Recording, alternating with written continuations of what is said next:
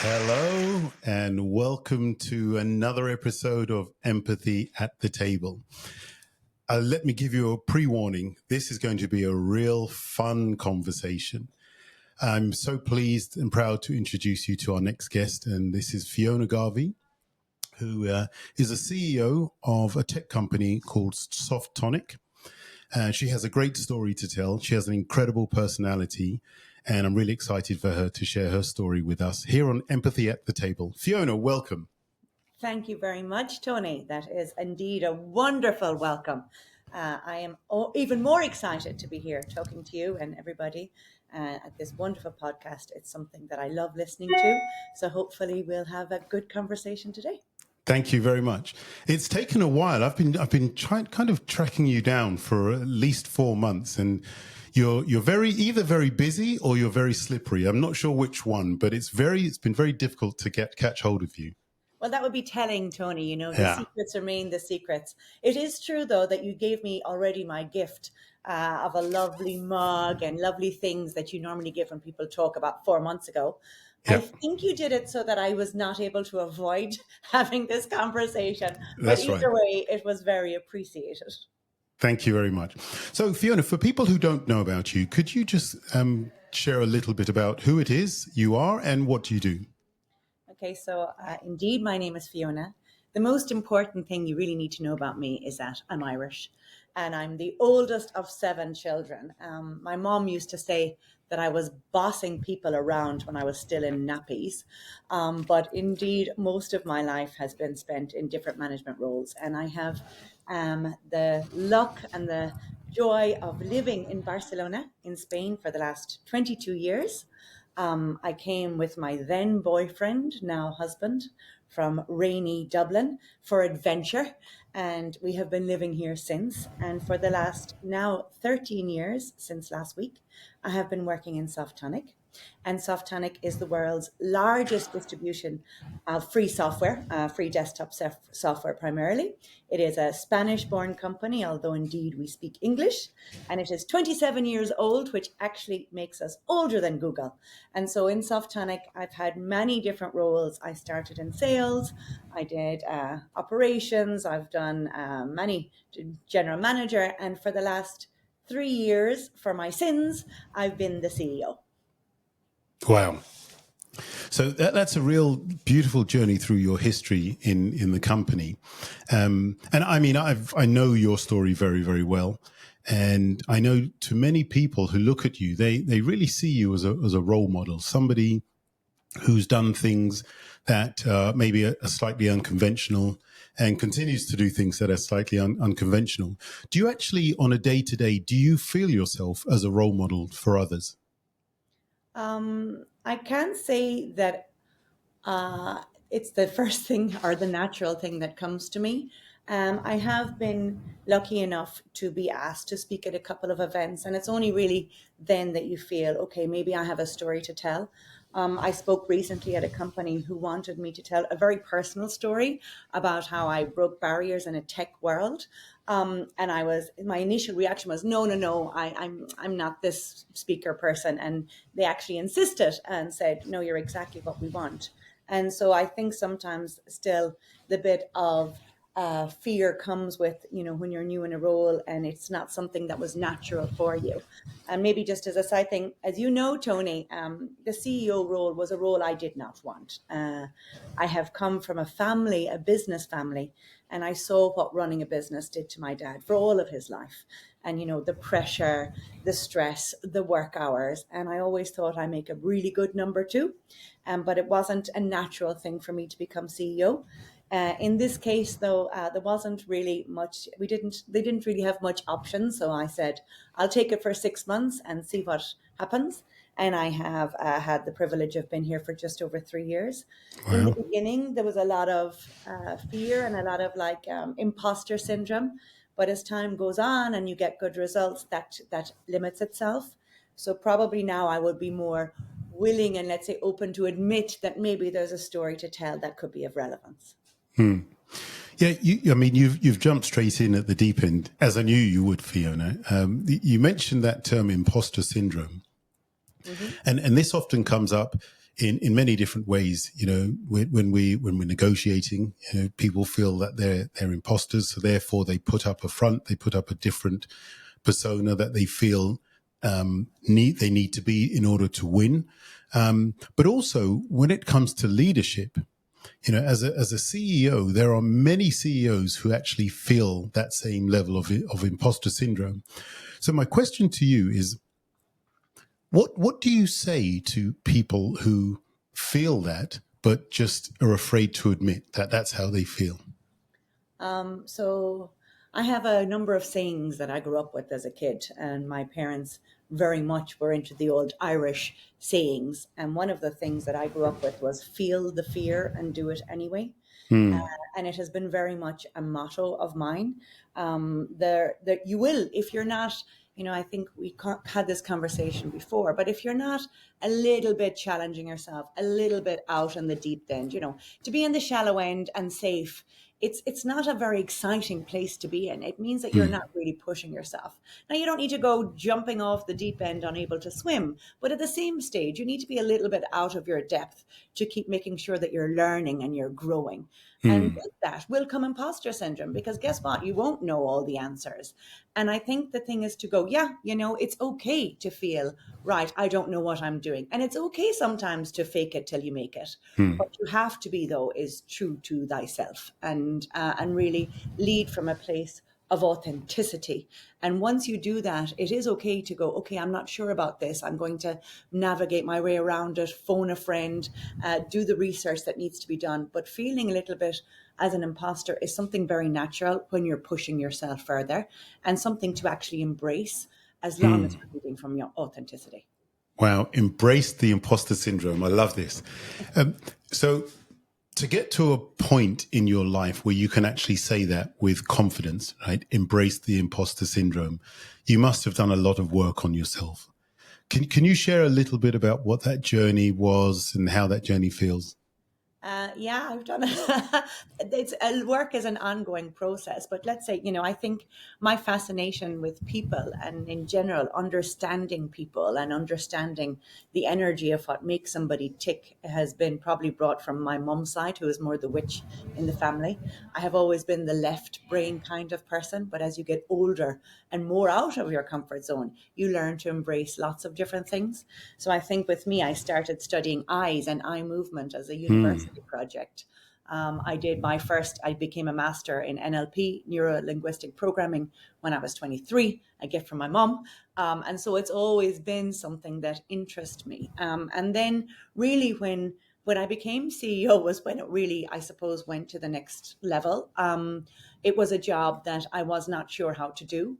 The board had said, we had Softonic had been steady, good, people were we were profitable, but we weren't growing. And so the board wanted to make a change. And at that time, when I was asked to become CEO, I had my old job, which was Chief Revenue Officer. I had just taken on the COO's job and then the CEO's job. And I had 18 direct reports. And really, the remit was, you've got to grow the business. And I was not at all sure how to do that. So to save myself from going maybe a little bit crazy, I started very much doing a lot of work on myself, including a lot of breath work. So for me, if you ask me, and Tony, we have had this conversation, the thing that saved me most when I was in the beginning taking this role was actually to focus on breath and intuition. And sometimes when I didn't know the answers, they would come. I also very much mind myself in this process. I have, as you know, Tony, as well, I have one weekend every month where I mark off on the calendar and I said, this is my recharge weekend. And it may be that I do a yoga weekend, and it may be that I do nothing, stay in pajamas if I feel like it. I might connect with friends, I might not. But what is clear is that one weekend a month, it's marked in green. Hubby and kids know that that's a weekend where I'm going to do whatever I need to recharge. And so, yeah, I think in all of this process, especially as you move up the ladder and the stress and responsibility of that, you need to find ways to mind yourself very deeply. And they're different for everyone. But definitely for me, the breath work, the recharge weekend, and doing these kind of things. And of course, having exercise as part of a regime has been fundamental in me being Yeah. able to do the job. You know, when people look at you and they think, right, CEO of a tech company, the largest platform for download in the world. I mean, this is like a huge responsibility, and so from the outside looking in, we look at you and think, she's made it. She's at the top of the tree, and kind of what's next. But I'd like you to share with us from your perspective, what are some of the blessings and the curses of being a CEO of a tech company? Um, um, right. Let's see. Where do I start? So, I obviously the blessing is that you get an opportunity to lead a company that has been here for a long time. And we have in Softonic, we are the team of the people. We call ourselves Softonicos, and it's a brand of things that we believe that we are. And this a Softonico is somebody who's resilient. It's somebody who's curious, and it's somebody who really cares for other people. And so but one of the best things about being in here is that I have an amazing team and an amazing group of people that are working here who wanted to take the journey with me. We have been growing over the first 2 years I took over. We grew over 30%. And this year we're expected to grow, not as much in fairness, but we're expected to grow. And we're doing that by trying new things and doing, diversifying the business. And so the joys of having this job is, look, you get to decide, the buck stops with you. You get to lead an amazing group of people. And you get to try new things. And I'm a very big believer in the power of failure. If anybody is looking at my Instagram account, you will see the Samuel Beckett quote that says, "Never tried, never failed. No matter, try again, fail better." And this is one of the big things that I love as being a leader here, that you really are, it's up to you, and you get to try new things and you get to lead a great group of people. On the shadow side, it's stressful. You're not in our world and technology, things are changing so fast, and AI is having a huge impact on how we see things in Softonic and how we're going to see things in years to come. And with it comes a lot of uncertainty. We're also in a world and a situation that is not easy. There's a lot of challenges between wars and famines and really things, and a lot of uncertainty in a political situation that don't make it easy for people. And so I think one of the biggest responsibilities is to manage people in terms of mental health as well as their work side, because in the end we are in a challenging environment and a very changing world, and that is one of the harder responsibilities of how to balance that. And even for yourself, it's great fun, and I enjoy it so much, but it's also quite stressful at times. Yeah. Well, you've touched on, I'm taking notes because the pearls of wisdom are just coming out of the screen. Power of failure, mental health. I mean, these are real key talking points, right? Around the world at any level of business. So I want to kind of move on to your industry as a tech industry. Typically, when people thought about the tech industry, maybe about 10, 15 years ago, you would think of a room full of pimply teenagers coding away and with maybe 3 or 4 syllables between them to be able, communicating. But I've been in your office, and I know that as a tech company, your company is anything but that. You have a beautiful culture in the way, and it's pervasive through the company. People actually care. People actually talk to each other. How have you managed to do that, and how much of that is a reflection of you as a person?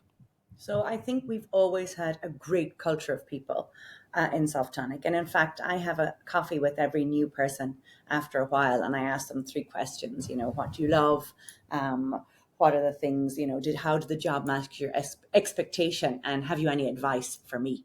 And you get quite interesting things. But when everybody, the same thing is when they say, the thing that they love most is the people and the environment. And that's something that we have worked hard to keep. In saying that, I think look, I've worked in male dominated worlds for all of my life.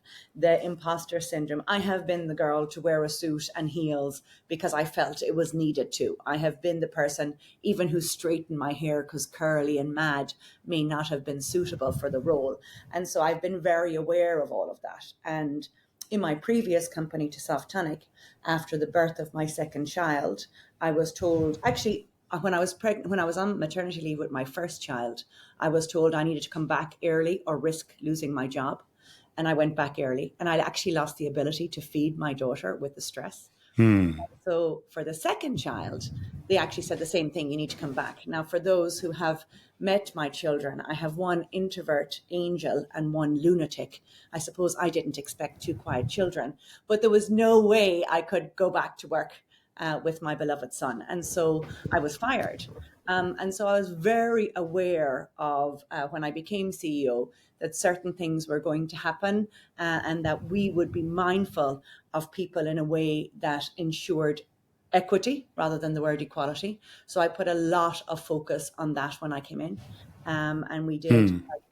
We've had some really strong results. It's actually the thing I'm most proud of since I took CEO. The money is good and the growth is good, and we've just bought a company. I'm so proud of these things, but probably the biggest is how we have done in terms of equity, equality, and pay parity. And I think right now there was certain things having gone through what I did and that we were going to make sure happened in Softonic. And we put different steps in place in particular to focus on diversity, inclusion and equity. And the results were very positive. So Yeah. I read somewhere that, and I was going to ask you, so thanks for bringing it up, that you said that you had worked in places where you had to dress in a certain way, you had to look a certain way in order to fit in. And so one of your drivers is to be your authentic self. Yeah.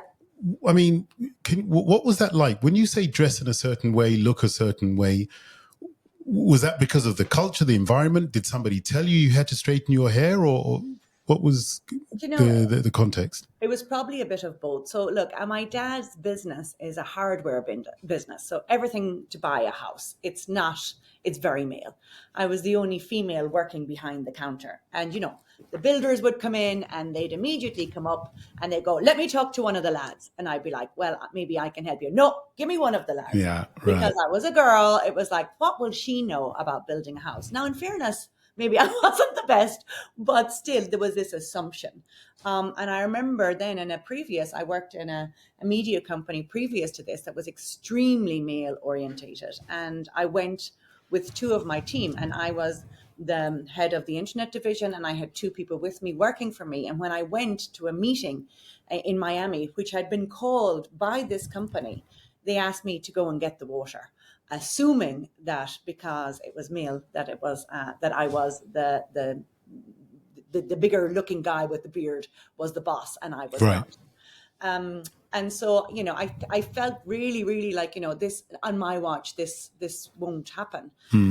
It wasn't. So I think it's a mix of sometimes you feel it. And when I was definitely younger, the best thing about getting older is you can become more confident and you become more true without going, I can do this, but this is who I am. It's a great thing about aging. I keep telling my daughter. And so there is a part of it that was on me. I wasn't asked to straighten my hair. I wasn't asked to wear heels like this. I did it. At the same time, I did it based on an environment where it was clear that I was normally the only female or one of the only females in the leadership position. And I was used to, even down to different pay, I was used to having worked on the same level as others and understanding that they were getting 20, sometimes 30, sometimes 40% more than me. And so that was something that, this fairness is not a word for me. It's very important in terms of equity. And so we worked hard to eliminate it in Softonic. So it's a mix, to be honest. It was a mix of the environment and it's a mix of myself. But in Softonic, we are very clear about that and we do our best to make sure it's limited. Yeah, I can definitely vouch for that.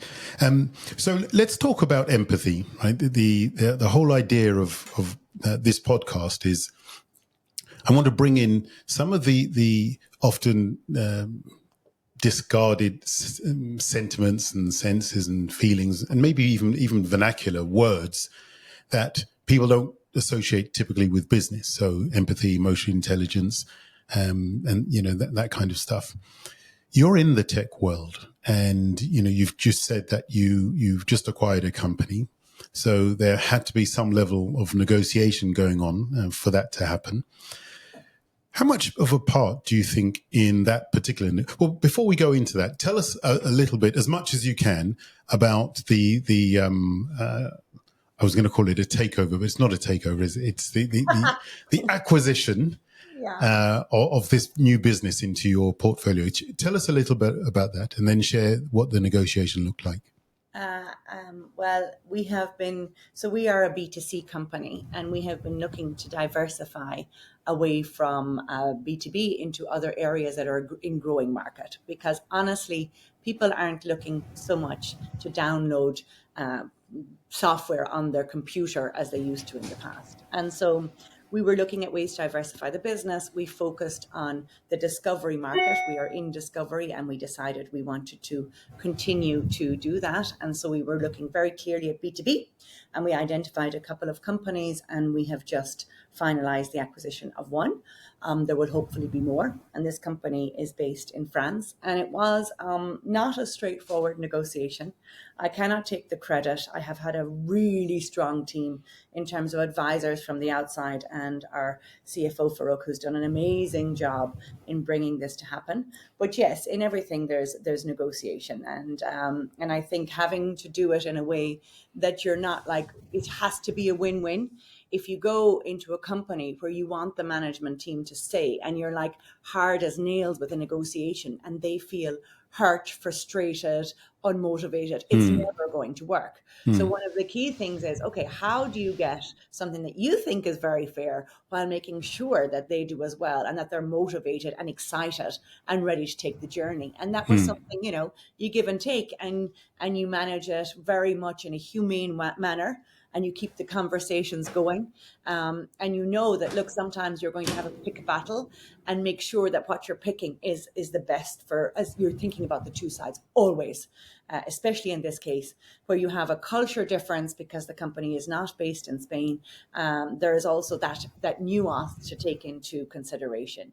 You have to learn about their culture. And honestly, one of the biggest things for me when you're doing an acquisition is that culturally the companies have to match.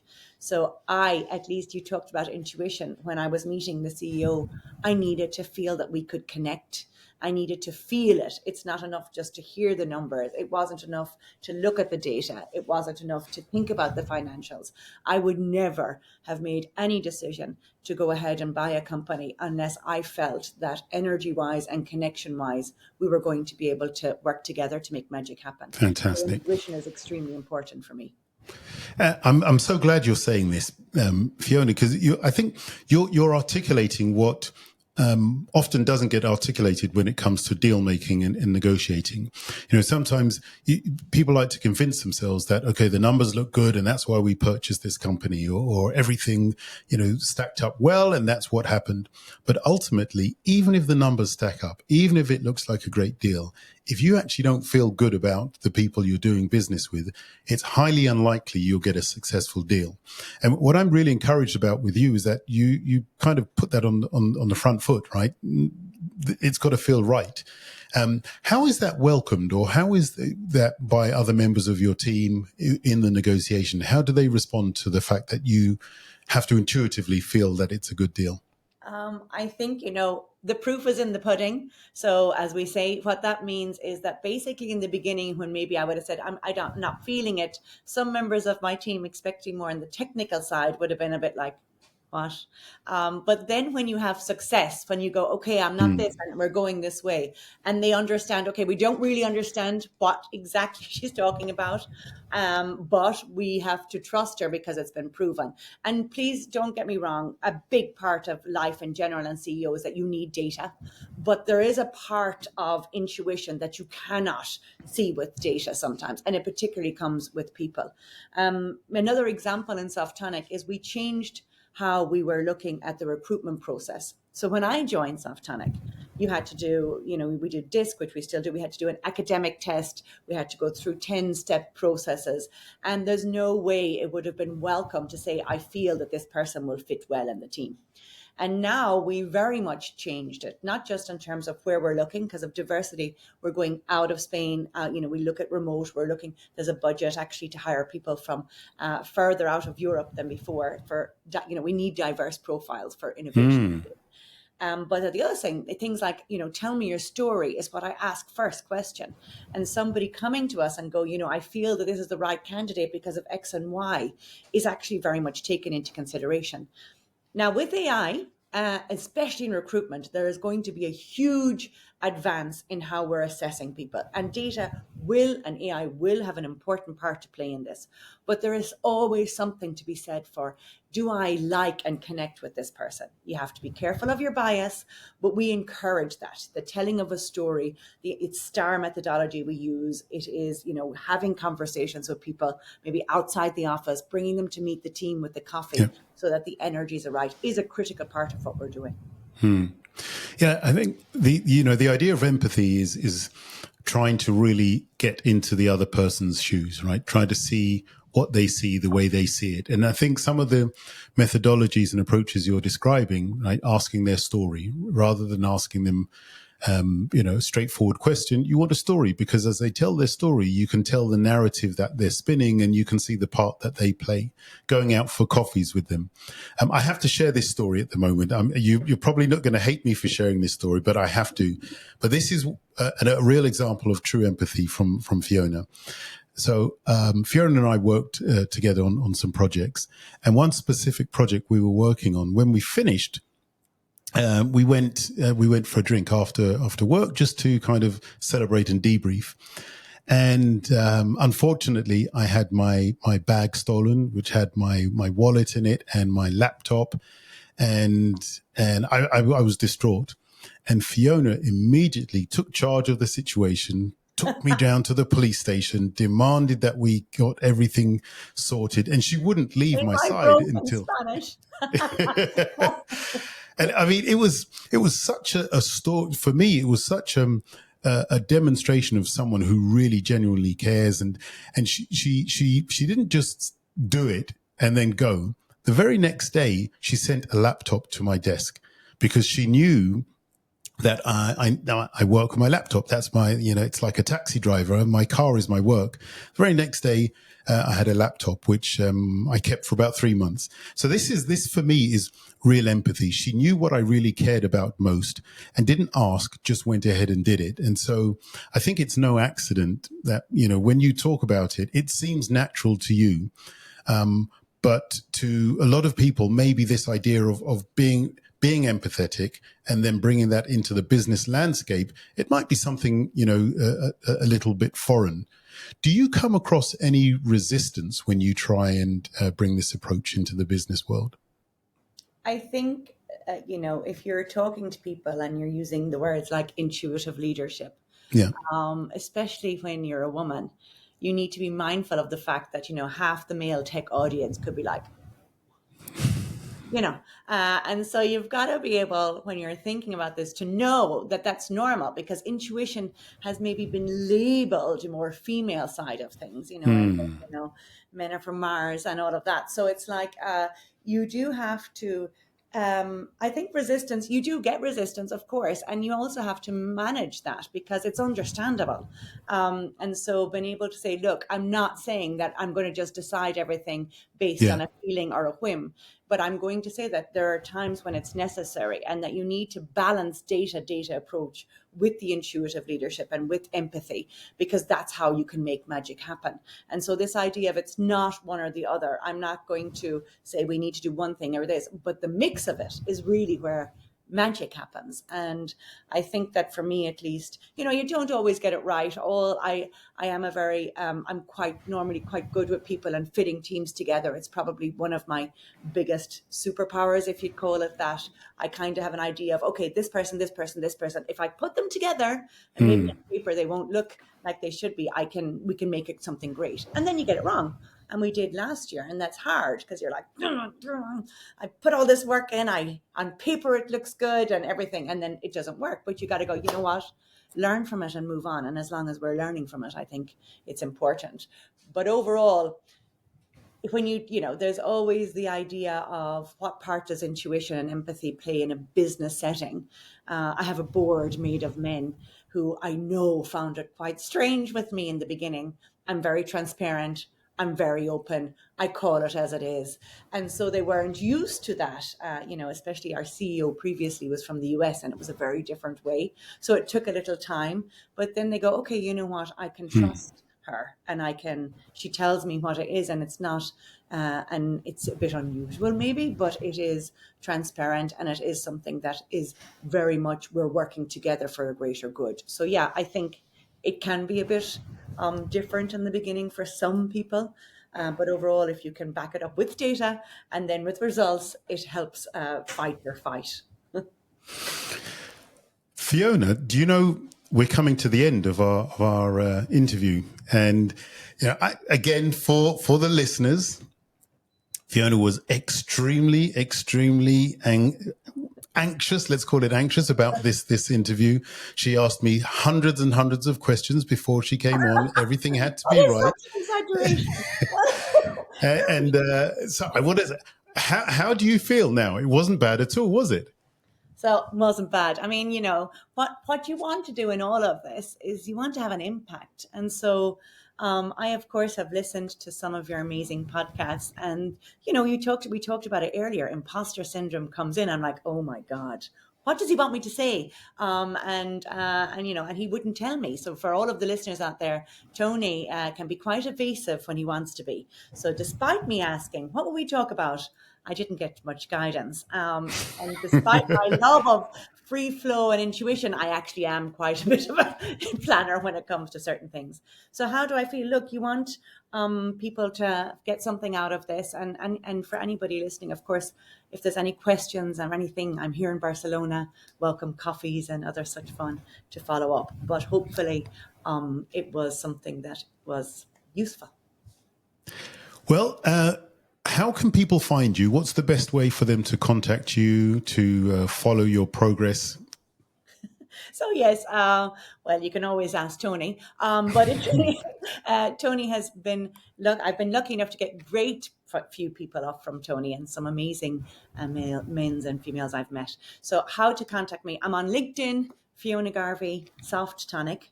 You can find me there. Of course, my email, I'm in Softonic, so it's fiona.garvey@softonic.com. So if you feel like reaching out, please feel free to send me an email or LinkedIn, or you can find me probably on Instagram as well, Fee Garvey in that case. But yeah, and if not, you have Tony.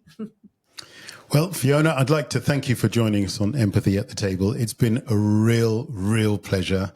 I leave with a real smile on my face. You're a trailblazer. Congratulations. And thank you for joining us on Empathy at the Table. Thank you so much, Tony.